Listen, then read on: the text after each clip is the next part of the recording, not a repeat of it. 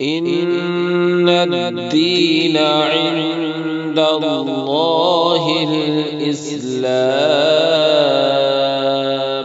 محترم ناظرین، السلام علیکم ورحمۃ اللہ وبرکاتہ۔ ہمارے ایک عزیز ہیں عادل بھائی، وہ پوچھتے ہیں کہ عورت اپنے میکے میں جا کر پوری نماز پڑھے گی یا مسافر والی یعنی قصر نماز پڑھے گی؟ تو جواباً عرض ہے کہ اگر عورت کا میکہ 78 کلومیٹر یا اس سے دوری پر ہے اور وہ 14 دن یا اس سے کم مدت کے لیے اپنے میکے گئی ہوئی ہے، تو ایسی صورت میں وہ عورت اپنے میکے میں مسافر والی نماز یعنی قصر پڑھے گی۔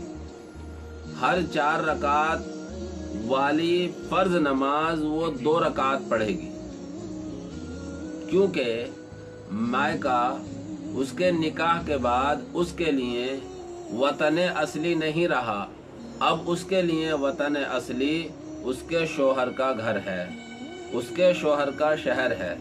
لہذا اگر اس کا میکہ 78 کلومیٹر یا اس سے زائد کی مسافت پر ہے اور یہ 14 دن یا اس سے کم مدت کے لیے اپنے میکے میں جا رہی ہے، تو نماز میں قصر کرے گی، یعنی 4 رکعت والی فرض نماز کو 2 رکعت پڑھے گی۔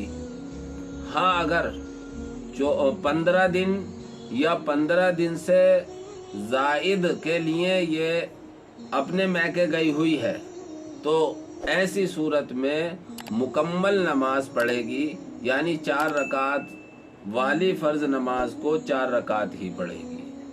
اور دوسری شکل یہ ہے کہ 78 کلومیٹر سے کم کی مسافت پر اس کا میکہ ہے، اس کے بعد یہ چاہے 1 ہفتے کے لیے جائے، 14 دن کے لیے جائے، اس شکل میں بھی نماز پوری پڑھے گی۔ اس لیے یاد رکھنا چاہیے کہ عورت اپنے شوہر کے تابع ہوتی ہے، شوہر کا جو وطن اصلی ہوگا وہی عورت کا بھی وطن اصلی ہوگا۔